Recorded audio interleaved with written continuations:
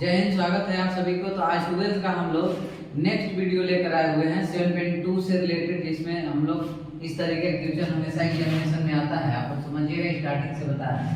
देखिए, जब समाकलन में इस तरीके का समाकलन दे दे जिसमें अगर हम कोई एक संख्या को माने और उसका डिफरेंशिएट देल रहता है ऊपर या नीचे, जैसे मान लीजिए हम इसको डिफरेंशिएट करेंगे तो ऊपर वाला आ जाएगा। इस 1 + x² का डिफरेंशिएशन करेंगे तो ऊपर वाला 2x आ जाएगा। तो इस तरीके का जब भी रहता है तो इसमें हम लोग एक को मान लेते हैं। जैसे मान लीजिए हम यहाँ z मान लिए नीचे वाला 1 + x², तो इसको हम लोग माने तो इसका डिफरेंशिएशन करेंगे तो ये कट जाएगा। अब अगर 2x को मानेंगे तो ये नहीं कट सकता है। तो हम लोग सबसे पहले z बराबर वैसा संख्या को मानेंगे जिसका डिफरेंशिएशन करने के बाद उसका डिफरेंशिएशन दिया रहेगा ताकि कर सके। तो यहाँ पे हम लोग z नीचे वाला को मानेंगे, z बराबर 1 + x²। इसका डिफरेंशिएशन करिए x के रिस्पेक्ट में, तो dz/dx = 1 का 0 होता है, x² का 2x।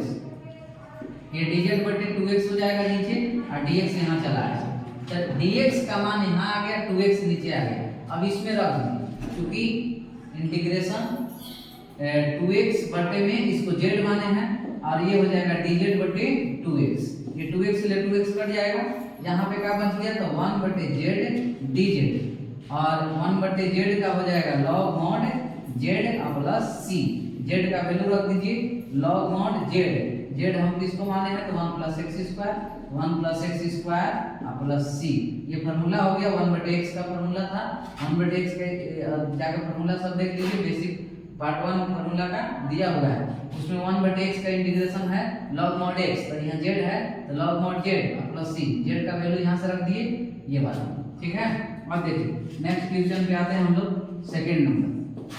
दूसरा इसका क्वेश्चन है कि log x, अगला क्वेश्चन है log x अब बटा में x है। अभी log x पे स्क्वायर है इनटू dx, तो इसका log x दे रखा है log x के स्क्वायर बटे x और dx। अब यहाँ समझिएगा कि अगर हम x को z मानते हैं तो x का डिफरेंशिएशन तो 1 होता है, तो यहाँ पे z किसको मानना होगा, तो log x का, क्योंकि log x का 1/x होता है। तो यहाँ पे हम z किसको मान लेंगे, जिसका डिफरेंशिएशन करने के बाद ऊपर या नीचे दे रहा हो उसी को z मानेंगे। तो यहाँ पे हम मान लेंगे z बराबर log x को z मानेंगे, स्क्वायर नहीं log x को z मानेंगे और इसका डिफरेंशिएट करेंगे तो dz/dx और log x का डिफरेंशिएशन होता है 1/x। x को यहाँ क्रॉस मल्टीप्लिकेशन करा दीजिए तो x और dz अभी चला जाएगा dx। तो जहाँ dx होगा वहीं रखना है। अब रख दीजिए क्वेश्चन पे, तो यहाँ log x को z माने हैं, z रखे और इस पे स्क्वायर कर दिए। अब बट्टे में x है और dx की जगह देखिए क्या रखना है, x और dz। अब x से x कट जाएगा, यहाँ पे क्या बच जाएगा, तो z² dz। एक्शन वाला फॉर्मूला लगा दीजिए, x के पावर n dx। तो हम बोले थे कि पावर एक बढ़ता है ऊपर में भी तो नीचे भी बढ़ेगा, n + 1 प्लस c। ये वाला रख सकते हैं। इसमें यहाँ रखिए 2 है तो 3 हो जाएगा, पावर एक बढ़ के नीचे भी 3 प्लस c। z का वैल्यू रख दीजिए यहाँ से log x पावर में 3 है बटे में 3 प्लस c। ये मेरा फाइनली आंसर हो जाएगा, ठीक है। उम्मीद है समझ रहे होंगे। आते हैं हम लोग नेक्स्ट क्वेश्चन पे। देखिए अगला question,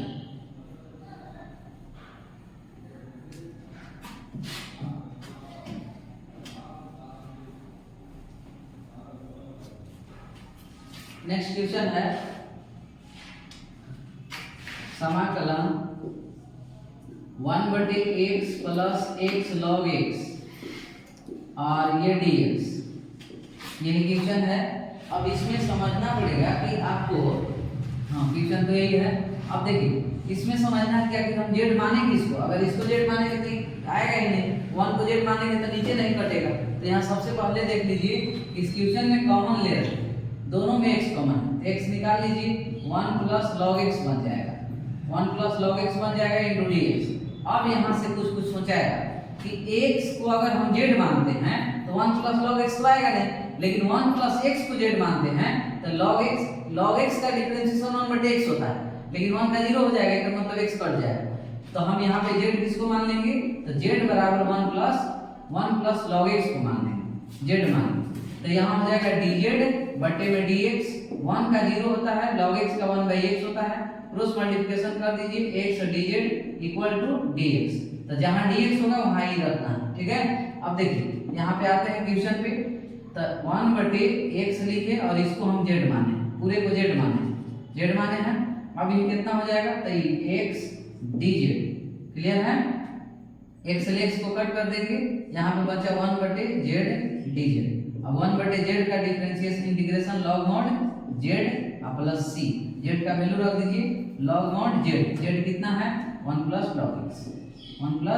log x plus c, ये आपका आंसर हो जाएगा। अगला क्वेश्चन है, देखिए नेक्स्ट क्वेश्चन है आपका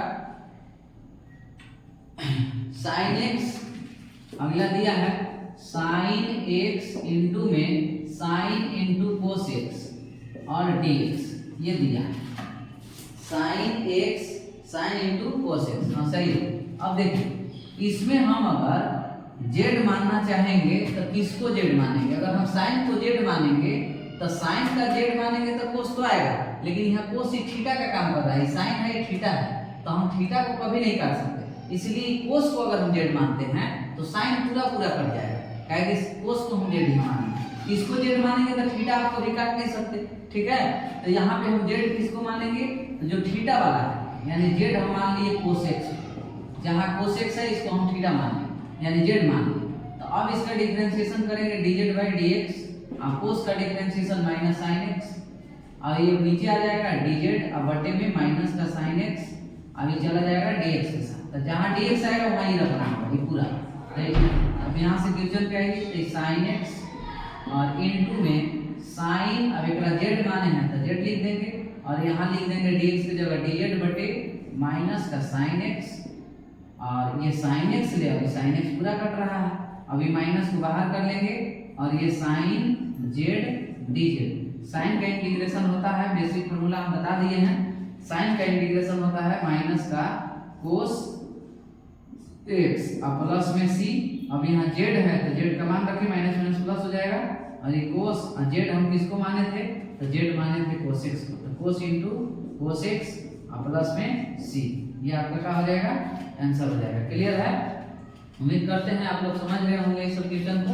अगला क्वेश्चन था क्वेश्चन नंबर 2 नहीं है, तो इस तरीके से जो भी प्रश्न है आप लोग को बेसिक अभी बता दे रहे हैं, और जा करके 7.2 एनसीईआरटी के जो 7.2 है उसमें जाकर बनाइएगा, बहुत सारा क्वेश्चन आपको इसी वाला पैटर्न पे बनेगा, सब क्वेश्चन आपका एक डालू है, और जितना बन सकेगा बना करके आंसर कमेंट बॉक्स में भेजिएगा, सारा एकदम क्वेश्चन एक पर है, जेड मानना है, जिसका जो नहीं दिक्कत करेगा, ऐसे हम कल के वीडियो में आप लोग क्लियर कर देंगे। 7.2 एक्सरसाइज जो लड़का अभी तक तैयारी नहीं किए हैं उन लोगों को इस वीडियो एकदम देखना ही चाहिए और कॉपी पे लिखना चाहिए, ठीक है। बाकी हम लोग मिलते हैं नेक्स्ट वीडियो में, तब तक के लिए जय हिंद।